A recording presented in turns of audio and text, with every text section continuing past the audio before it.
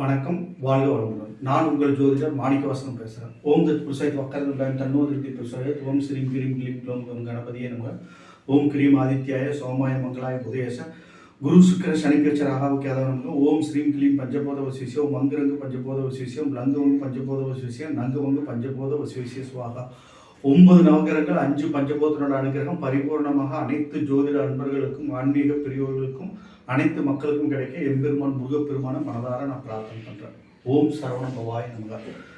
இன்னைக்கு நம்ம பேசக்கூடிய தலைப்பு அப்படின்னா கிரகங்கள் வரிசையில் தான் பேச போறோம்.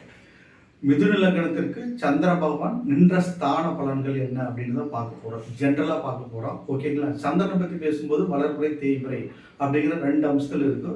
பலன்கள் நம்ம ஜென்ரலா சொல்லிட்டு இருக்கிறோம். ஓகேங்களா? இதுல வளர்பிறை சந்திரனாக இருந்தா நான் சொல்ற பலன் ஒரு 60% 70% நடக்கும். தேய்பிறை சந்திரனாக இருந்தால் ஒரு 50% நடக்கும். ஓகேங்களா? மற்றபடி உங்களுடைய சுயஜாதகத்தை பார்த்து அவர் சந்திரபவன் நின்ற வீடு நின்ற வாங்கிய நட்சத்திரம் சுபகிரகத்தினோட பார்வை அசுபகிரகத்தினோட பார்வை இதை பொறுத்து பலாபலன்கள் மாறுபடும். ஓகேங்களா? இது சந்திரன் மட்டும் தனிச்சு நிற்கிறாரு அப்படின்ட்டா உங்க ஜாதகத்துல இந்த பலன்கள் நான் சொல்ற மாதிரி வளர்பிறை சந்திரனா இருந்தால் ஒரு 60% 70% நடக்கும்.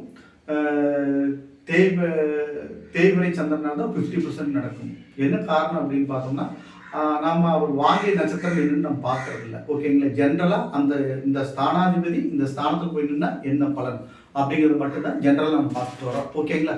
இது உங்களுக்கு ஒரு 50% பேசும். ஓகேங்களா? இப்போ பார்த்தோம்னா சந்திரன் வளர்பிறை சந்திரனா இருந்தால் நீங்க என்ன பண்ணணும்?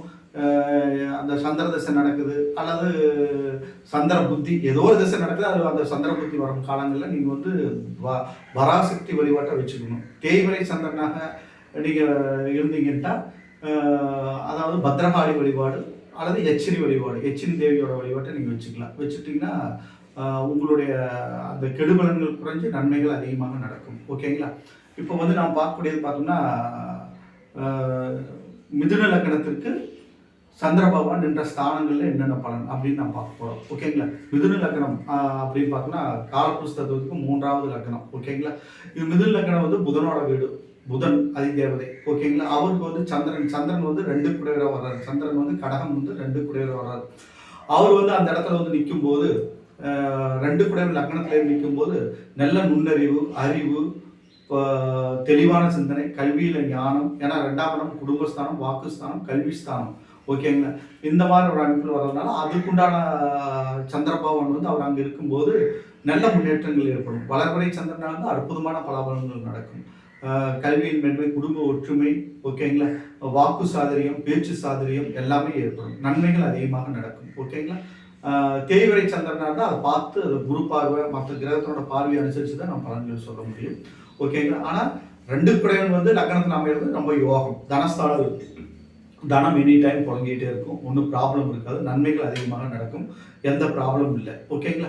அடுத்து பார்த்தோம்னா மிதுன லக்னத்துக்கு 2 குடையவன் 2ஆம் இடத்துல ஸ்தான பலம் வரும்போது, சொந்த வீட்டில் சொச்சேத்திர பலம் வரும்போது அற்புதமான பலாபலன்கள் நடக்கும். நன்மைகள் அதிகமாக நடக்கும்.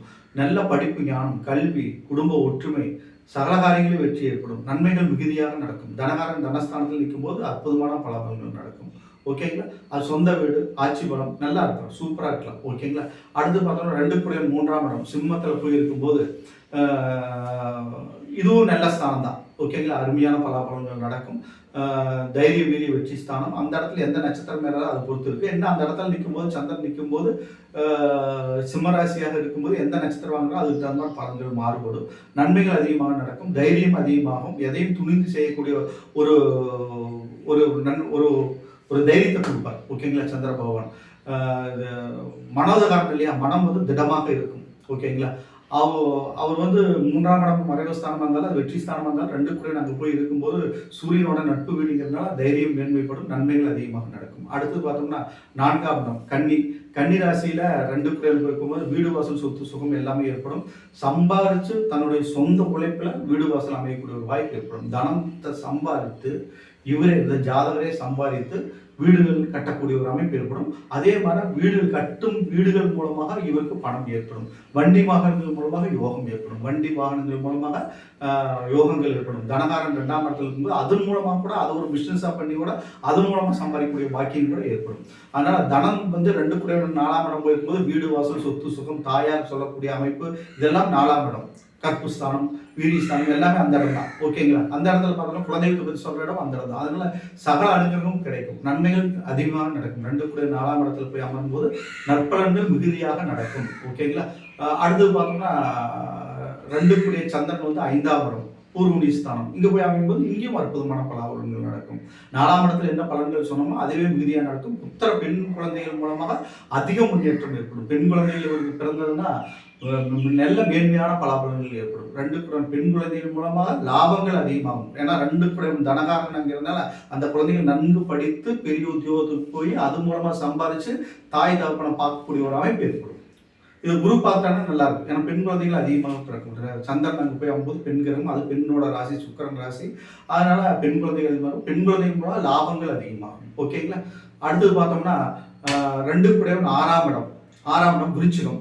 அங்கே அவர் நீச்சமாகிறார். 2 குடையவன் அங்கே நீச்சமாகும் போது என்ன ஆகும்? கடன் வாங்கி ஜீவனம் பண்ணக்கூடிய நிர்பந்தம் ஏற்படும். ருணரோண சத்துருஸ்தானம். அது கடன் மூலமாக பிரச்சனைகள் ஏற்பட்டு கோர்ட்டு கேஸ் விவகாரம் வரும், வில்லங்க வரும். கடன் வாங்கினா அது கட்ட முடியாத நிர்பந்தம் ஏற்பட்டுரும். பிரச்சனைகள் அதிகமாக ஏற்படும். ஓகேங்களா? எல்லா விதத்திலையும் பிரச்சனை, குடும்ப பிரச்சனைகள் அதிகமாயிரும். கணவன் மனைவி இருந்தால் குடும்பத்தில் பிரச்சனை, தாய் தகப்பனுக்குள்ள பிரச்சனையா, குடும்ப பிரச்சனை, குடும்பஸ்தானம் போது பொதுவாக குடும்பத்தில் எல்லா பிரச்சனைகளும் ஏற்படும். அது நின்ற கிரகம் செவ்வாயை பொறுத்தும் அடுத்தது குருவோட பார்வை பொறுத்து பலன்கள் மாறுபடும். பொதுவாக இவர் மட்டும் தனிச்சு அங்கே நின்னார் அப்படின்ட்டா இதுதான் இந்த பலன் தான் நடக்கும். பிரச்சனைகளாகும், சண்டை சச்சரவாகும், கோர்ட் கேஸ் விவகாரங்கள் வரும், குடும்ப சண்டைகள் வரும், கடன் அதிகமாயிரும், கடன் மூலமாக பிரச்சனைகள் வரும். ஓகேங்களா? கட்ட முடியாத நிர்பந்தம் ஏற்படும். ஓகேங்களா? இவர் மட்டும் தனிச்சு நின்னார்னா ஓகேங்களா? அது வளர்வரை சந்திரனா இருந்தால் ஓரளவு கம்மி, தேய்வரை சந்திரனா அதிகமாக பாதிப்புகள் உள்ளாக வேண்டிய சுச்சுவேஷன் வந்துடும். ஓகேங்களா?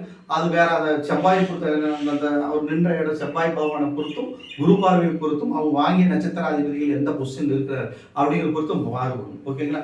6, 8, 12 அப்படிங்கிறது நம்ம எந்த இது இருந்தாலும் ஒரு கிரகம் போய் கேந்திர திரியோணாதிபதிகள் அங்கே போய் அமரக்கூடாது. பணமரஸ்தானாதிபதியும் அங்கே போய் அமரக்கூடாது. ஓகேங்களா? அதனால அதை பார்த்துக்கணும். ஓகேங்களா? அடுத்தது பார்த்தோம்னா 2 குடையவன் 7ஆம் இடம். இது அற்புதமான பலாபலன்கள் நடக்கும். மனைவியின் வழியில நல்ல முன்னேற்றம் ஏற்படும்.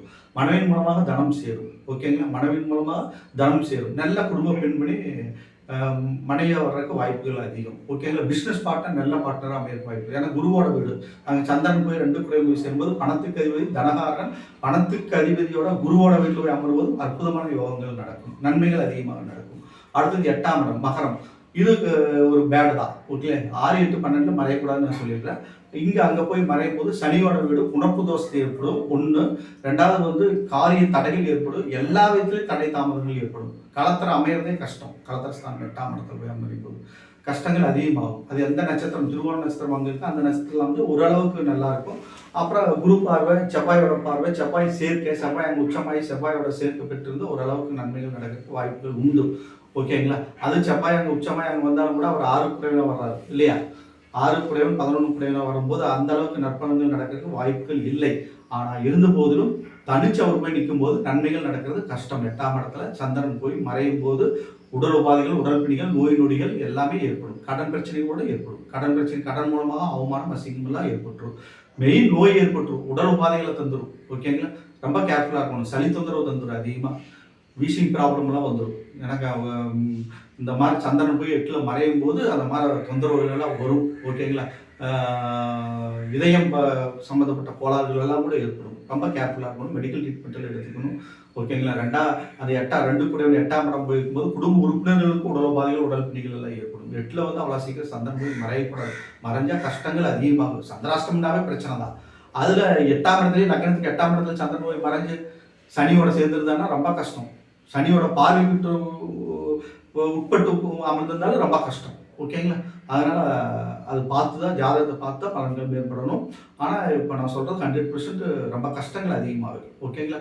அதே மாதிரி மிதுன லக்னத்துக்கு 2 குடைவன் 9ஆம் இடம் கும்பத்தில் போய் அமையும் போது 2 குடைவன் 9ஆம் இடம் ஸ்தான பலம் நல்லா இருக்கு. அங்கே சனியோட பார்வையில இவர் தனிச்சிருந்தாருன்னா குரு பார்வை பெற்றிருந்தாருன்னா பலன்கள் அற்புதமாக இருக்கும்.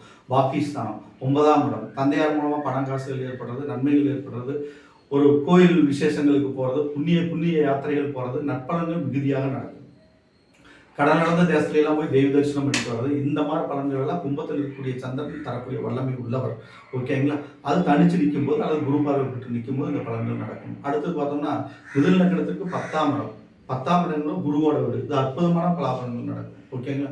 மேன்மையான பலாபலன்கள் நடக்கும். 2 குடைவன் 10ஆம் இடமும் தொழில் மூலமாக நல்ல தனம் சேர்றது, குடும்ப உறுப்பினர்கள் எல்லாம் போய் தொழிலில் கான்சன்ட்ரேஷன் பண்ணுறது, குடும்ப உறுப்பினர் மூலமாக தனம் சேர்றது. ஓகேங்களா? குடும்ப ஒற்றுமை மேன்மைப்படும். ஓகேங்களா? குடும்ப உறுப்பினர்கள் எல்லாருமே சம்பாதிக்கணுங்கிற மோட்டிவ் அதிகமாக இருக்கும் 10ல் சந்திரன் இருக்கிறப்போ. ஓகேங்களா? அதனால் ஏதோ ஒரு விதத்தில் குடும்ப உறுப்பினர் மூலமாக வருமானம் இந்த ஜாதக கைக்கு வரக்கூடிய வாய்ப்புகள் ஏற்படும். ஓகேங்களா? அடுத்தது மிதுன லக்னத்துக்கு 2 குடைவன் 11ஆம் இடம் மேசத்தில் போய் அமரும் போது ஸ்தான பலத்தின் அடிப்படையில் ஓரளவுக்கு நன்மைகள் நடக்கும். அதாவது விருச்சிகத்தில் செவ்வாயோட வீடு ரொம்ப மோசமாக இருக்கும். ஓகேங்களா? சந்திரன் அங்கே போயிருந்தார் நம்ம மிதுன லக்னத்துக்கு. ஆனால் 11ஆம் இடம் இங்கே நிற்கும் போது ஓரளவுக்கு நற்பலன்கள் மிகுதியாக நடக்கும். குரு பார்வை பெற்றிருந்தால் இன்னும் சூப்பராக இருக்குது. அந்த இடத்துல மேசத்தில் செவ்வாய் இருந்து சந்திரன் சேர்ந்தால் இங்கே யோகம் சந்திரமங்கல யோகம் இதன் அடிப்படையில் நற்பலன்கள் நடக்கும். 11ஆம் இடம் பணபரஸ்தானம் சூப்பராக இருக்குது, நற்பலன்கள் அதிகமாக நடக்கும். அடுத்து 12ஆம் இடம் விரயஸ்தானம் 2 குடைவன் 12ஆம் இடத்துல தான் தரித்திர நிலை ஏற்பட்டுரும். 2 குடைவன் 12ல் போயிருந்தால் இவர் சம்பாதிக்கிறது பூரா அனைத்தும் வீண் விரயங்களே ஏற்பட்டு இருக்கும். வீண் விரயங்களே ஏற்பட்டுரும். பெண்கள்கிட்ட சர்வ ஜாக்கிரதையாக இருக்கணும். 12ல் சந்திரன் போய்க்கு வந்து பெண்களுக்கு அதிகமாக செலவு செய்யக்கூடிய நிர்பந்தம் ஏற்பட்டுரும். குடும்ப பெண்களாகட்டும் அந்நிய பெண்களாகட்டும் அந்த இடத்துல சந்திரன் 2 குடைவன் போய் இது சந்திரன் பெண் ராசி, அங்கேயும் சந்திரன் பெண் ராசி, அங்கே போய் சந்திரன் அமரும் போது பெண்களுக்காக அதிகமாக செலவு செய்ய வேண்டியது, பெண்கள் மூலமாக விரைய செலவுகள் ஏற்படும். ரொம்ப ரொம்ப கேர்ஃபுல்லாக இருக்கணும். ரொம்ப கேர்ஃபுல்லாக இருக்கணும். ஒரு தரித்திர நிலையை கூட கொடுத்துரும். ரொம்ப கேர்ஃபுல்லாக இருக்கணும். ஓகேங்களா? அங்கே உச்சமாகிறாரு, அது சந்திரன் அங்கே உச்சமாகிறது 2வது கான்செப்ட். ஆனால் அது மூலமாக வளர்முறை சந்திரனாக சுப செலவுகள் அதிகமாகும். வளர்முறை சந்திரனாக இருந்து அங்கே உச்சம் பெற்றால் சுப செலவுகள் ஆகும்.